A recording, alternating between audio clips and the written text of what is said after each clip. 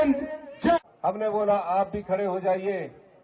उन्होंने इस आपदा प्रभावित परिवार की सहायता करने के लिए मना कर दिया और वो खड़े नहीं हुए। हमने उनसे प्रार्थना की कि आप विपदा के समय हिमाचल की जनता के साथ नहीं खड़ा हुआ, आपदा के साथ, तो क्या आप ऐसी पार्टी को वोट देंगे जो आपदा के समय आपके सामने नहीं खड़ी हुई? इस प्रकार की राजनीतिक रोटियां जयराम ठाकुर जी यहां सीखते हैं। मैं जानता हूं, आज कहा कि कांग्रेस पार्टी के लिए मैं एमपी का इलेक्शन लड़ने के लिए तैयार हूं। अभी हम इस प्रकार की हमने दूसरा बजट प्रस्तुत किया। पहले बजट में पैदा होने के बाद भी अगर माता पिता नहीं रहे, हमारी सरकार ने उनको गोद लिया, कहा सरकार ही माता है, सरकार ही पिता है, और उनका पालन पोषण की जिम्मेवारी 27 साल तक सरकार हर महीने मिलेगा। पढ़ाई का खर्चा पूरा हमारा। दूसरा बजट के समय हमने विधवा बहनों के लिए एक और योजना लाई। उत्तर प्रदेश सरकार बहाल करेगी इस दूसरे बजट में। मनरेगा की दिहाड़ी पहली बार 60 रुपए बढ़ाई गई है, 240 से बढ़ाकर 300 रुपया कर दिया गया है। का प्रयोग नहीं करेंगे, गोबर का प्रयोग करेंगे। उससे पैदा होने वाला जो गेहूं है उसको सरकार 40 रुपए खरीदेगी और मक्की को 30 रुपए खरीदेगी।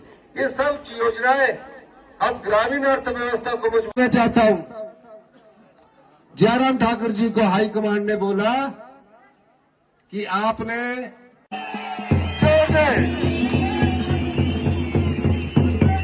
मैं आपको वादा कर क्षेत्र में आऊंगा, जो कहा है वो करेंगे।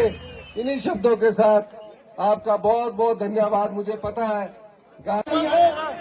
एक बार चुने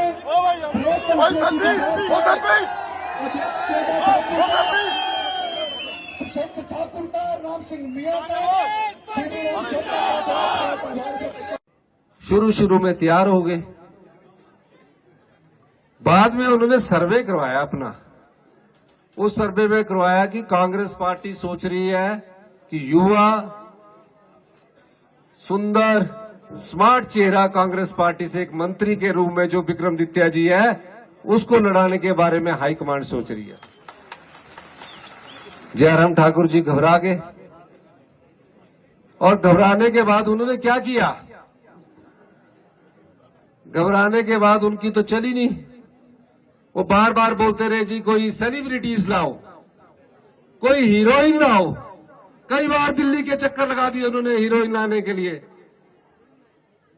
अब उन्होंने फंस गए, नहीं कहा कि तुम ही चुनाव लड़ गए, तो वहां जाके बोलते कि विक्रमादित्य जी मेरे खिलाफ चुनाव लड़ रहे हैं, उनके जीतने की संभावना है।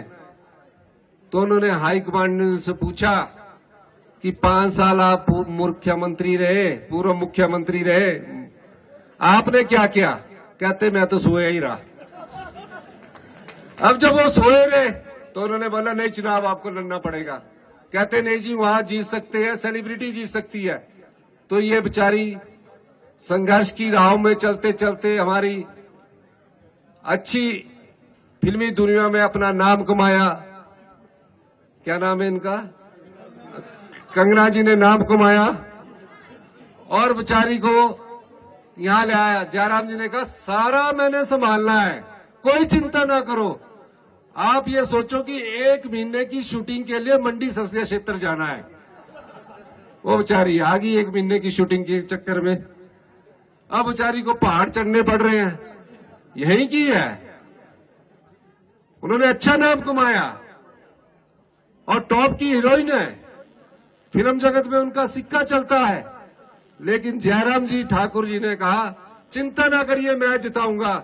आप ये सोचिए कि आप मंडी संसदीय क्षेत्र में 1 महीने की शूटिंग में आई है, आगे लोकेशन सेट करने हर जगह जाते हैं और लोकेशन कि आज बंजार में इस जगह आपको आना है।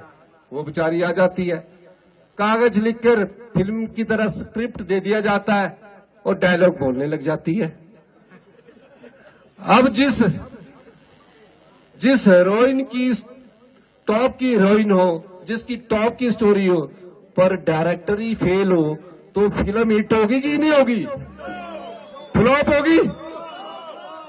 तो डायरेक्टर ही फेल है, वो बेचारी क्या कर सकती है? हमारे यहां टॉप का हीरो भी है।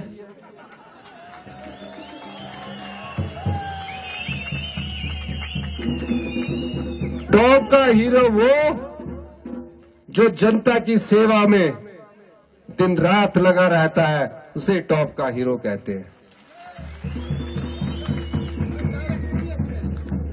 और एक मैं बात कह दूं, जयराम ठाकुर जी जितनी मर्जी लोकेशनें बदल लो, जहां जहां डायरेक्शन देनी है डायरेक्शन दे दो। आपने 5 साल बीजेपी की सरकार को भी डायरेक्शन दिया और 5 साल बाद हिमाचल की जनता ने कहा कि ये डायरेक्टर ही फेल है और कांग्रेस की सरकार को आपके सहयोग से ले आए। अब बेचारी कंगना को फेल करने में पूरा सहयोग रहेगा उनका। तो मैं ये कहना चाहता हूं कि जयराम ठाकुर ने 5 साल कुछ नहीं किया। जो लोकसभा का चुनाव लड़ने से मना कर दे और दूसरे को लोकसभा का चुनाव लड़ाने की सोचे, मैं जानता हूं कि उसने अपने क्षेत्र मंडी सस्ते क्षेत्र में कुछ नहीं किया। हमने किया है, हमने आपकी पीड़ा को समझा है। 90% परिवार हमारे गांव में रहते हैं। हम गांव के लोगों के हाथ में पैसा देना चाहते हैं और हमने 2200 करोड़ रुपया भ्रष्टाचार के चोर दरवाजे को बंद करके उस राजस्व की उगाही की है।